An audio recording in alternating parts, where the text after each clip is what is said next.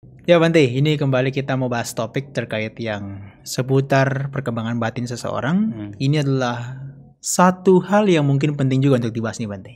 Saya dapat satu pertanyaan nih. Gimana sih caranya seseorang itu untuk bisa bebas dari penyesalan? Nah itu Iya. penting karena orang yang punya penyesalan tuh rasanya batinnya nggak happy, Oh nggak iya, tenang dan seterusnya. betul. Tapi mungkin Bante untuk pertama bisa berikan apa sih penyesalan yang dimaksudkan dalam perkembangan batin kita? Yang Iya, menghambat atau itu justru mendukung? iya. Jadi kalau di dalam bahasa Bali, penyesalan itu disebut sebagai wipatisari. Oke. Iya, jadi penyesalan. Kalau nggak menyesal awi patisara. Iya, betul. Mm-mm. Iya. Nah, biasanya kalau Sang Buddha menyampaikan orang itu menyesal itu disebabkan karena setidaknya dua hal. Oke. Yang pertama adalah dia menyesal karena dia tahu dia belum melakukan kebaikan. Mhm. Nah, ketika dalam hidupnya ini dia merasa tidak pernah melakukan kebaikan, dia muncul rasa penyesalan. Menyesal, kenapa kok belum melakukan kebaikan? Dia menyesal dalam kehidupan sekarang dan biasanya juga muncul kekhawatiran. Khawatiran. Khawatir nanti dampaknya bagaimana? Setelah kematian bagaimana? Saya belum melakukan banyak kebajikan atau saya belum melakukan kebajikan. Nah, itu juga ini juga menjadi satu rintangan batin dalam meditasi yang dalam panca niwarana atau 5 rintangan batin adalah kukuca. Nah, itu adalah kekhawatiran yang muncul dari penyesalan. Menyesal karena pertama merasa dirinya belum melakukan kebajikan. Ya. Nah, yang kedua adalah menyesal muncul karena dia merasa sudah melakukan kejahatan.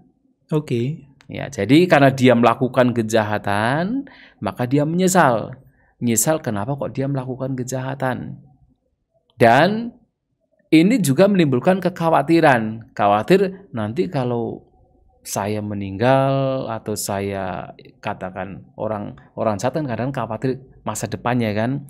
Kalau misalnya orang suka mencuri misalnya kan khawatir terus kan, nanti ada polisi yang datang, nanti ada orang yang datang dan sebagainya. Termasuk nanti ketika meninggal bagaimana. Nah, kekhawatiran ini muncul karena penyesalan dan penyesalan muncul karena seseorang merasa dirinya salah satunya adalah sudah melakukan kejahatan.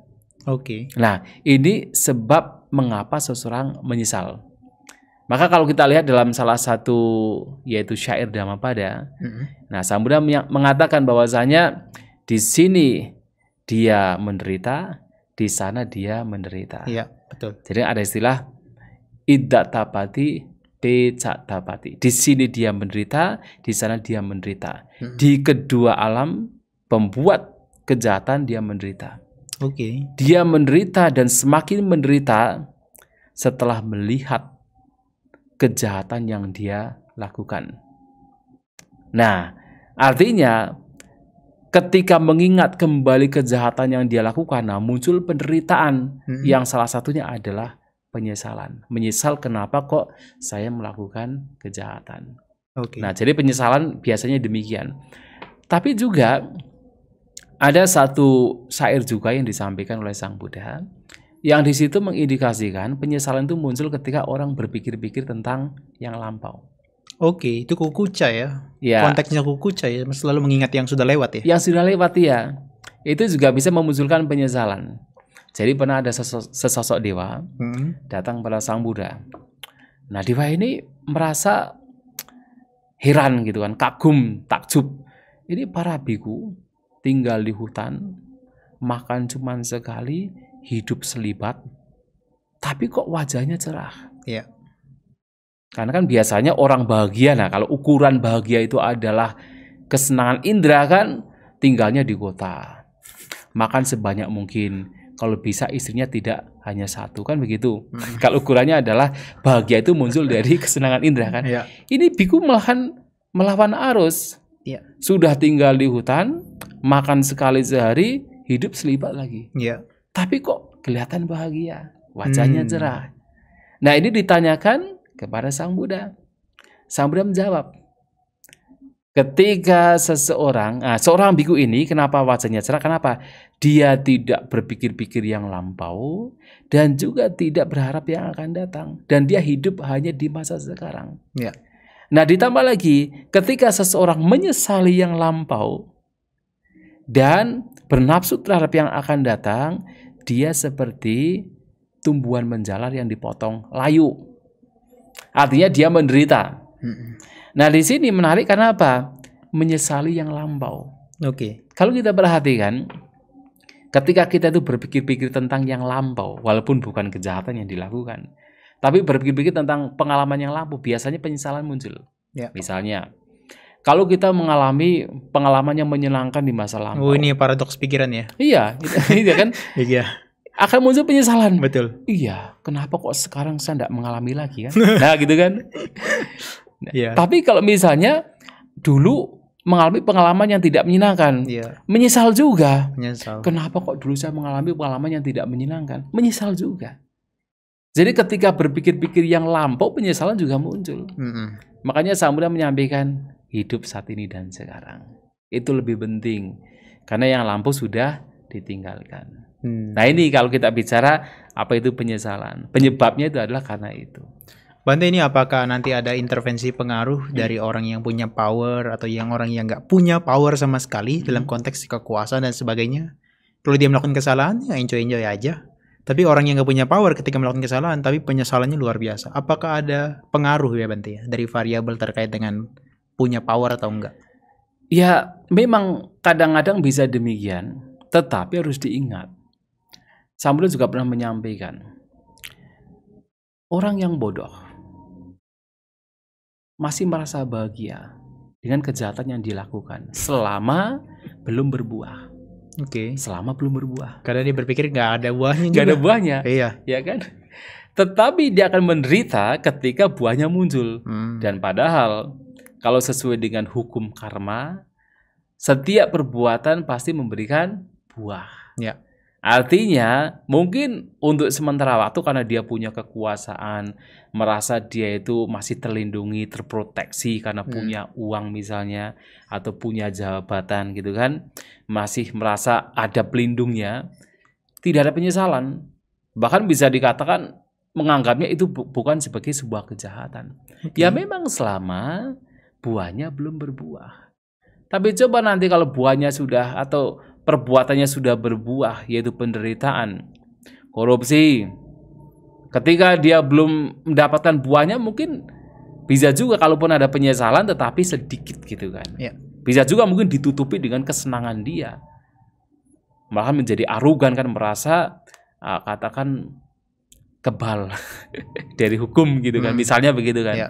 Tetapi kemudian ketika suatu saat terbongkar, penyesalan pasti muncul. Itu alamiah Bante ya, nggak bisa dipungkiri ya. Iya, pasti itu, pasti ya. Karena saya pernah dengar satu cerita dari Bante, dari Raja Ajata I. Oh iya. Itu kan asosiasinya kan temannya kan dengan Bante Dewadatta tuh. Betul sekali. Ingin menghancurkan yang namanya kekuasaan ayahnya, dan Bante Dewadatta bertujuan untuk menghancurkan sangga kan maksudnya. Betul kan, sekali, atau merebut sangga. Nah itu ketika dikatakan cerita akhirnya, yang mana Ajata itu membunuh ayahnya meskipun bukan dengan tangannya sendiri. Iya. Tapi penyesalan muncul ya Bante. Oh iya, muncul. Meskipun punya besar power sekali ya. Itu besar sekali. Apalagi itu perbuatan yang memang ya boleh dikatakan yang sangat besar, perbuatan buruk yang sangat besar. Ya. Membunuh orang tuanya sendiri. Itu pasti siapapun, walaupun orang punya kekuasaan sekalipun, pasti penyesalan akan muncul dan itu bisa besar sekali. Apalagi yang dibunuh bukan orang sembarangan. Selain itu kan Raja Bimbisara kan yang dibunuh kan, kesucian pertama ya. Iya, itu orang tua dia sendiri. Ya. Dia juga orang yang telah mencapai kesucian. Ya. Dan dia dicintai oleh rakyatnya sebagai seorang raja yang betul-betul adil bijaksana. Ya. Dan dibunuh oleh anaknya sendiri, ya dia menyesal sekali sebenarnya. Tapi barangkali ketika dia dimabukkan oleh kekuasaan, ketika dia didukung oleh Dewadatta, mungkin dia tidak akan kepikiran gitu kan, lakukan saja gitu kan, menyiksa senang saja gitu kan. Tetapi begitu dia mulai sadar Nah biasanya penyesalan muncul ketika apa? Ketika tidak beraktivitas. Ketika kondisi batin tenang, Tenang gitu. Diam. Diam gitu kan. Ketika kondisi batin diam, tenang, baru kemudian ingatan-ingatan terhadap kejahatannya itu akan muncul. Dan penyesalan mulai muncul. Dan itu terjadi kepada Ajatasattu juga. Maka kan di dalam sebuah ceritanya, itu kan dalam Samanya Palasutta kan. Betul. Itu, di kitab komentar Samanya Palasutta. Iya, tidak pernah bisa tidur ya. Tidak bisa tidur. Jadi begitu memejamkan mata, yang terlihat gambaran neraka. Wah, itu betul-betul menakutkan sekali. Tapi itu apakah Raja Ajatasattu benar-benar tidak termaafkan ya Bante? Konteksnya ketika sudah membunuh ayahnya, penyesalannya nggak akan bisa terhindarkan sama sekali. Ya, kalau kita bisa termaafkan kan termaafkan oleh apa gitu kan. Kalau misalnya Ajatasattu kan memang berbuat jahat. Termasuk sebenarnya terhadap Sang Buddha juga kan pada waktu itu. Karena kan itu asosiasinya dengan Dewadatta. Jadi membantu Dewadatta supaya bisa menguasai sangga. Kan sampai membantu untuk membunuh Sang Buddha juga kan. Ya. Dewadatta Ajatasattu ini atas anjuran Dewadatta kan. Yang menyewa pembunuh itu ya. Menyewa pembunuh gitu kan. Ya. Dan tentu datang kepada Sang Buddha kemudian mengakui kesalahannya, Sang Buddha memaafkan. Sang Buddha memaafkan. Jadi ketika dia datang kepada Sang Buddha dalam khotbah Samanya Palasutta, mengakui kesalahannya, Sang Buddha memaafkan bahwa ya memang salah gitu kan, tetapi dengan Anda mengakui kesalahannya itu sudah hal yang baik. Memaafkan. Tetapi yang menjadi masalah adalah bukan dimaafkan oleh seseorang seperti Sang Buddha. Rasa penyesalannya itu. Karena itu adalah perbuatan yang begitu berat, itu tidak bisa lenyap secara total. Walaupun dengan bertemu dengan Sang Buddha, kemudian Sang Buddha memaafkan atas perbuatan dia bisa tidur. Ya. Ya, jadi lebih mending dia bisa tidur. Akan tetapi dia tetap tidak bisa betul-betul terbebas dari penyesalannya. Ya, sehingga ketika dia meninggal masih terlahir di alam neraka yang paling rendah ya. Paling rendah ya. Karena memang membunuh orang tua itu salah satu perbuatan yang sangat besar. Bante, selain daripada destruktif bagi peluang dia untuk lahir di kehidupan berikutnya yang bahagia, tapi ternyata dengan penyesalan yang dimiliki itu juga seseorang juga nggak bisa mencapai ketenangan batin. Kesucian juga, ketenangan batin seperti konsentrasi ya. Betul. Itu sampai sedemikian rupa Bante ya, dampaknya ya. Betul. Jadi penyesalan ini kan salah satu dari tadi 5 rintangan batin, yaitu kukuca, yang itu memunculkan kekhawatiran. Orang yang menyesal terus khawatir, dan itu harus dilenyapkan. Selama itu tidak dilenyapkan, ya kesucian tidak akan diperoleh. Jangankan kesucian, kalau 5 rintangan batin ini, kukuca ini tidak dilenyapkan, jana pun tidak diperoleh, apalagi kesucian, ya kan? Sehingga ini memang harus dilenyapkan. Maka ada satu cerita juga selain yang Ajatasattu ini kan. Ajatasattu kan juga diceritakan kalau dia tidak membunuh ayahnya, mendengarkan khotbah Sang Buddha, dia sebenarnya punya kapasitas untuk mencapai kesucian kan. Sotapanna. Pertama ya. Iya, pertama itu. Tapi kalau dia membunuh ayahnya dan itu menjadi beban mental dia, yaitu tentunya penyesalan dia tidak mencapai kesucian yang harusnya dia capai. Nah, ada cerita lain itu di dalam salah satu khotbah juga, salah satu sutta, nama sutanya saya lupa, tetapi itu dalam sebuah cerita di mana ada seorang biku. Nah, ini juga menyesal juga biku ini, tapi menyesalnya bukan karena telah berbuat kejahatan, karena kehilangan pencapaian jananya. Oke. Jadi ceritanya itu adalah biku ini terbiasa dengan mencapai jana. Jadi terbiasa dengan jana, tapi suatu saat dia sakit parah. Dan ketika fisiknya sakit, dia tidak bisa mencapai jana lagi. Jadi muncul rasa menyesal, kenapa kok saya tidak mencapai jana lagi gitu kan, dengan badan yang sakit. Akan tetapi kemudian Sang Buddha datang. Kemudian ditanya, biasa kan kalau misalnya ada orang sakit, Sang Buddha datang pasti ditanya bagaimana kondisinya. Sudah mulai membaik atau semakin memburuk. Nah, Bante itu semakin memburuk, Bante. Dan sebenarnya menjadi problem saya adalah saya itu sekarang tidak bisa mencapai jana lagi dengan fisik yang sekarang saya sakit. Dan ada muncul penyesalan begitu. Nah, tetapi kan Sang Buddha memberikan solusi kan pada waktu itu. Yang intinya sebenarnya apa sih artinya jana? Apa sih katakan harus melekat dengan jana? Yang penting kamu moralnya bagus atau tidak? Ada tidak sesuatu yang disesali berkenaan dengan moral?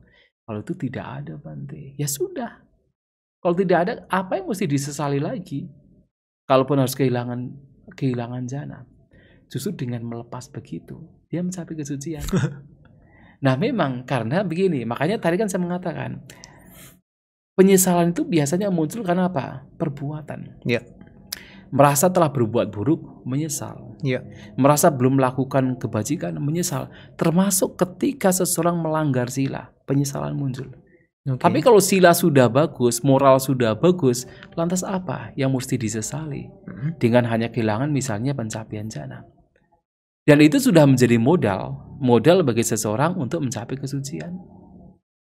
Makanya sebenarnya kan ya memang pencapaian jana itu penting gitu kan. Tetapi pencapaian jana pun bisa diperoleh ketika orang silanya sudah bagus.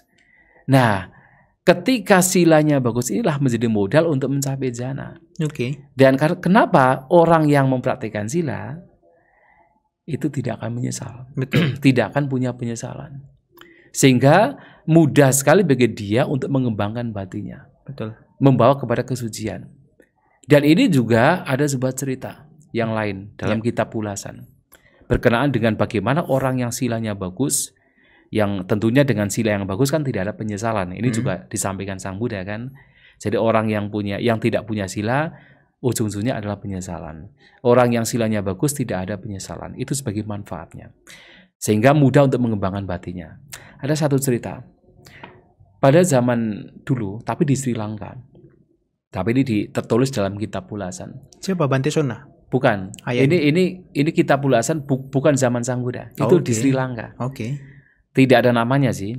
Hanya saja ceritanya adalah Bante ini ketika di hari Uposatha, mereka para bhikkhu sangga itu berada di luar. Berada di luar di bulan purnama untuk membacakan Patimokkha.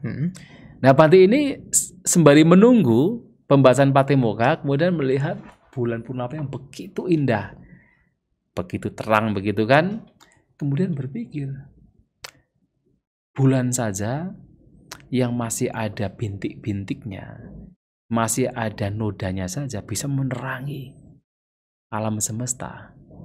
Sila saya perhatikan dari awal saya mengenakan jubah sampai sekarang tidak ada satupun bintik, tidak ada satupun noda. Nah, dari apa? Dari merenungkan silanya yang begitu murni, muncul pitik kegiuran. Kan beda kan? Kalau silanya tidak murni, pikir-pikir kan menjadi menyesal kan? Betul. Bagaimana bisa memunculkan kebahagiaan? Nah, bagi orang tersebut merenungkan silanya bagus, muncul kegiuran pitik. Ketika muncul kegiuran, kemudian diarahkan untuk pencapaian jana. Dan kemudian diarahkan untuk pencapaian pembebasan. Pada saat duduk melihat rembulan dan direnungkan demikian, ia mencapai kesucian arahanta. Nah, itu muncul karena apa? Karena silanya yang bagus sehingga tidak ada penyesalan. Berarti konteksnya orang yang menyesal lagi-lagi adalah moralnya ya. Baik atau buruknya itu moralnya adalah yang sangat menentukan orang itu bisa menyesal atau enggak ya. Betul, itu secara umum adalah moral. Walaupun mungkin seseorang seperti tadi kan orang tidak lagi mencapai jana kemudian muncul penyesalan. Kan ada juga orang yang mungkin dia itu mempraktikkan dhamma dengan sangat serius, sangat intensif, silanya bagus. Mungkin telah mencapai jana juga tapi tidak mencapai pembebasan. Muncul penyesalan juga, kenapa kok saya tidak mencapai pembebasan? Bisa juga muncul penyesalan. Nah, tetapi yang paling menentukan, yang betul-betul merintangi itu adalah ketika berkenaan dengan sila. Itu yang paling merintangi. Bante boleh nggak berikan batasan antara penyesalan yang konteksnya dalam kehidupan ini masih bisa mendukung perkembangan batin kita, dan satu bagian yang sama sekali tidak bisa mendukung perkembangan batin kita, seperti contoh Bante Ajatasa, Raja Ajatasa tadi. Ya, jadi kalau penyesalan yang muncul karena kemoralan itu jelas itu tidak tidak mendukung bagi pembebasan. Itu harus segera dilenyapkan. Dan dari kemoralan ini juga ada beberapa hal yang memang kemudian sampai memungkinkan orang tersebut tidak bisa mencapai pembebasan. Karena perbuatan yang dia lakukan, moral yang dia langgar itu sudah terlalu kuat. Yaitu terlalu besar. Yaitu seperti membunuh orang tua, membunuh arahat, melukai sang Buddha. Termasuk kalau para biku memecah belah sangga.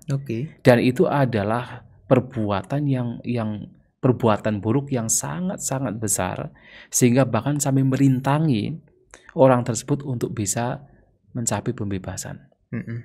Nah, tetapi ketika orang melanggar aturan kemoralan yang belum sampai sejauh itu masih bisa diperbaiki. Nah, orang demikian masih punya kesempatan untuk mencapai kesucian asal penyesalan tersebut itu dihilangkan. Tapi kalau selama itu ada penyesalan, ya itu mengganggu dan itu merintangi. Tapi kalau penyesalan tersebut bisa dihilangkan, itu masih orang demikian bisa mencapai kesucian. Ya, ada juga bentuk penyesalan yang sebenarnya justru bisa memotivasi. Contoh? Ya, contohnya adalah kita merenungkan Dhamma. Yang seperti tadi misalnya. Nah, tadi kan kita bicara di awal dalam video yang lainnya, kita bicara tentang ada perasaan niramisa yang bukan indrawi lagi, bahagia. Tetapi ada juga perasaan yang tidak bahagia tetapi bukan indrawi. Itu juga bagian juga penyesalan juga. Seperti begini. Seseorang ketika melihat bentuk dengan mata, kemudian muncul penderitaan. Merenungkan, pertama merenungkan. Ini tidak kekal, ini tidak bisa dipertahankan, ini bagian dari duka. Kemudian muncul penderitaan yang sampai kemudian berpikir, kapan saya bisa terbebas dari ini? Kapan saya bisa terbebas dari kotoran-kotoran batin? Di situ kan ada penyesalan sebenarnya. Penyesalan karena belum terbebaskan. Tapi penyesalan yang demikian itu bisa memotivasi. Menginspirasi ya? Menginspirasi, memotivasi untuk berkembang. Dan itu juga, itu saya kira itu lebih baik. Hanya saja ini pun juga harus ditinggalkan. Harus dilenyapkan. Kalau masih ada di situ ya, itu juga menjadi perintang juga. Kalau Siddhartha nggak berjuang, hanya melihat penderitaan terus-menerus ya. Yang empat peristiwa itu terus-menerus terngiang-ngiang terus-menerus, nggak berjuang sama aja. Nggak terbebaskan. Bante, saya pernah baca salah satu bagian daripada penjelasan di kitab ulasan ya. Itu disebutkan bahwasanya kalau yang namanya penyesalan, obatnya itu atau penawar itu adalah rasa bahagia. Ya tentu. Suka. Betul. Tentu rasa bahagia, tapi rasa bahagia itu kan muncul karena apa? Bebas dari penyesalan itu sendiri. Makanya untuk bisa terbebas dari penyesalan yang muncul karena pelanggaran kemoralan, seseorang itu harus apa? Kalau di dalam kehidupan kebikuan itu harus ada apati desana, pengungkapan kesalahan yang dia lakukan. Nah, ini satu contoh adalah pada zaman dulu ada seorang biku bernama Badali. Ada khotbah namanya Badali Sutta. Nah, Bante ini sebenarnya Sang Buddha ini memberikan nasihat kepada para siswanya untuk makan sekali sehari. Tetapi kemudian Bante ini menyampaikan, nggak bisa Bante makan sekali sehari gitu kan. Kemudian sambil mengatakan, nggak apa-apa, bisa kok pergi pindapata atau ketika diundang makan oleh berumah tangga, makan di sana. Nanti pulangnya bisa membawa makanan sisa untuk kemudian dimakan di wihara. Jadi bisa makan 2 kali. Tetapi Bante Batal ini tetap tidak bisa. Nah, beliau tuh makan ya kapan saja. Kapan saja beliau tuh makan. Mau pagi, mau siang, mau malam dia makan gitu kan. Nah, akan tetapi selama masa wasa, jadi spending rainy retreat, rainy season, di musim hujan, tetap melakukan demikian. Di akhir masa wasa, dia merasa menyesal.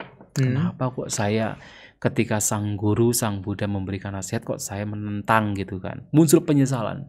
karena menentang apa yang disampaikan oleh Sang Buddha dan tidak melakukan apa yang disampaikan oleh Sang Buddha. Dan ingin sekali bagaimana supaya bisa terbebaskan dari rasa penyesalan kan. Nah kemudian atas anjuran para biku lain dimintalah untuk menemui Sang Buddha, meminta maaf, mengungkapkan kesalahan. Itu juga bentuk bagian dari apati di sana, atau mengungkapkan kesalahan. Datang kepada Sang Buddha, kemudian bersusut kepada beliau, mengungkapkan kesalahannya. Apa yang telah diperbuat, pelanggaran kemoralannya, tidak menaati apa yang dinasihatkan oleh Sang Buddha, dan ia berjanji untuk memperbaiki, untuk bisa restraining, bisa mengendalikan diri di masa mendatang.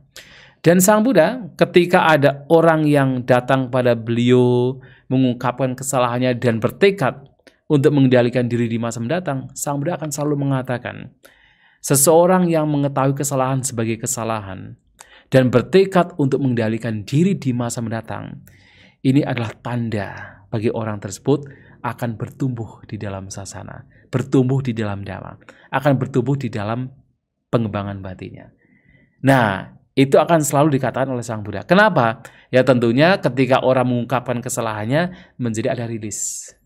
Ada semacam katakan yang tadinya beban itu kemudian diletakkan menjadi bahagia. Maka orang terbebas dari penyesalan akan menjadi bahagia. Kenapa? Bebannya diletakkan. Nah, itu menjadi modal. Kalau sudah bebannya diletakkan karena penyesalan tadi, kemudian tidak ada beban lagi, dan dia menjadi bahagia, itu menjadi modal bagi orang tersebut untuk bisa melanjutkan praktiknya dengan lebih baik. Makanya betul, penyesalan lenyap, kebahagiaan muncul. Kebahagiaan muncul, maka orang tersebut akan tumbuh di dalam pengembangan batin, tumbuh di dalam sasana. Nah, itu memang demikian, alaminya demikian. Bante, prinsip seperti ini kan saya perhatikan kan mirip dengan tetangga ya. Misalnya kan kayak Kristen kan, seperti atau di Katolik atau Protestan, saya nggak ngerti. Tapi kan kayak ada pengakuan dosa dan sebagainya. Apakah prinsip yang disebutkan sebagai tadi pengakuan kesalahan oleh para biku, itu prinsipnya bisa digunakan oleh para umat misalnya? Ketika mereka melakukan kesalahan, mereka mengakuinya. Ya tentunya bisa sekali. Tetapi kalau di dalam khotbah Sang Buddha itu harus apa? Ke orang yang bijaksana. Jadi kita mengungkapkan kesalahan kita, apa yang kita berbuat sebagai salah kepada orang bijaksana. Penting loh orang bijaksana. Kalau kita hanya mengungkapkan kepada orang yang sembarang orang, bukan orang bijaksana, ya bukannya akan diberikan solusi. Malahan diumbar malahan nanti akan disebar ke sana kemari, kemudian bukannya orang yang tadinya mengungkapkan kesalahan menjadi tenang, malahan menjadi lebih gelisah karena tidak punya solusi, tidak mendapatkan solusi, malahan masalahnya menjadi bertambah, misalnya begitu kan. Makanya Sang Buddha mengatakan harus pergi ke orang bijaksana untuk mengungkapkan kesalahannya supaya orang mendapatkan solusi. Tetapi bukan berarti, mungkin ya nggak tahu juga ya dengan dalam konsep yang lain. Tapi dalam konsep ajaran Buddha adalah walaupun seseorang mengungkapkan kesalahannya dari apa yang telah dia perbuat, bukan berarti perbuatan buruk yang dia lakukan tidak akan berbuah. Langsung nihil enggak ya? Ya nggak nihil, tetap akan berbuah. Jadi akan berbuah, tetapi karena batinnya sudah berkembang, seandainya pun juga berbuah, tapi tidak akan memberikan efek kan? Iya. Kan seperti kalau misalnya orang melakukan kejahatan, kemudian karena buah dari kejahatannya dia itu kehilangan uang 5 juta. Tapi karena dia batinnya sudah terlatih, ya dia akan enjoy saja, tidak kemudian menderita, hanya kehilangan 5 juta kan. Tapi berbeda kalau orang melakukan kejahatan, batinnya tidak dilatih, batinnya tidak bahagia, kehilangan 5 juta, apa yang terjadi? Semakin menderita. Semakin menderita ya. Iya toh. Kayak kemarin saya nonton Bante satu berita itu penting ya menurut saya. Kan ada gembong narkoba itu kan, namanya Freddy Budiman itu kan. Itu dia udah divonis mati dan nggak boleh lama-lama, harus divonis mati segera. Dan tapi ketika divonis mati dia bisa hafal 30 juz katanya. Al-Quran. Hebat. Dan dia bisa khatam 7 kali sebelum 2 hari dieksekusi. Dan dia cuma minta 2 permintaan kok katanya. Untuk dia bisa happy, dia bisa mati dengan tenang. Itu katanya cuma minta 2, matanya dibuka ketika dieksekusi supaya dia bisa melihat dosa-dosanya seperti apa. dan diberikan waktu, misalnya dihitung sampai 10 itu, di waktu 5 terakhir untuk mengucapkan kalimat yang dia yakini. Dan banyak orang yang memberikan semacam reaction. Saya belum tentu loh bisa mati seperti dia. Padahal dia adalah orang yang kalau di masyarakat sangat jelek banget menurutnya. Ya kan? Tapi kalau misalnya dia punya kebijaksanaan dalam konteks dia bergaul dengan yang bijaksana, mengungkapkan kesalahan dan bertobat, itu bisa jadi penawar Bante ya. Oh iya. Bagi kan? penyesalannya dia ya. Oh iya betul sekali. Itu penting sekali. Makanya kan ada cerita juga kan pada zaman Sang Buddha yang Bante Sariputta itu. Oke. Yang ada seorang algojo. Ya kan? Betul. Nah dia kan Tambadatika. Iya betul. Itu kan waktu itu kan mau kalau nggak salah mau dibunuh ya tuh, atau mau dieksekusi atau gimana ya? Atau dia menyesal? Dia udah selesai. Tugasnya sebagai algojo dia udah selesai. Tapi penyesalan muncul kan? Penyesalan muncul kan? Nah, itu kan bahaya sekali kan? Tapi Bante Sariputta kan memberikan motivasi kan, memberikan semangat dan bertanya, kamu ketika melakukan pembunuhan atau ketika menjadi algojo itu memang kamu punya niat untuk membunuh atau bagaimana? Ya tidak kan, itu kan memang tugas saya karena saya diperintah gitu kan. Ya sudah, itu kan karena diperintah gitu kan. Nah ini kan menjadi satu semacam membuat dia itu menjadi lebih tenang kan. Betul. Lebih tenang, dan itu membantu sekali algojo ini untuk ketika meninggal, dia meninggal dengan tenang. Berarti memang nasihat dari bijaksanawan penting ya? Penting sekali. Tapi kalau kemudian yang menasihati bukan orang bijaksanawan, waduh, kamu kalau buruk nanti masuk neraka, tambah lagi. Bukan jadi penawar, malah pendukung, dia makin hancur. Oke, Bante. Kira-kira apa lagi Bante yang bisa mendukung dia bebas dari rasa penyesalan bagi rumah tangga khususnya? Betul. Ketika sudah banyak melakukan kesalahan dan belum melakukan banyak kebaikan di dalam kehidupan ini juga. Ya makanya itu tadi, pertama adalah mengungkapkan kesalahannya kepada orang bijaksana. Oke. Kemudian setelah itu bertekad di masa mendatang, walaupun waktunya tinggal sebentar gitu misalnya, di masa mendatang akan tetap menjaga perbuatannya. Perbuatan jasmaninya, ucapannya, dan juga pikirannya. Bertekad betul-betul melakukan itu. Ya sudah, kalau sudah demikian, kenapa tidak perlu menyesali lagi? Toh yang sudah lewat tidak bisa kita kembali lagi kan. Kita yang terpenting sekarang adalah hidup sekarang saat ini.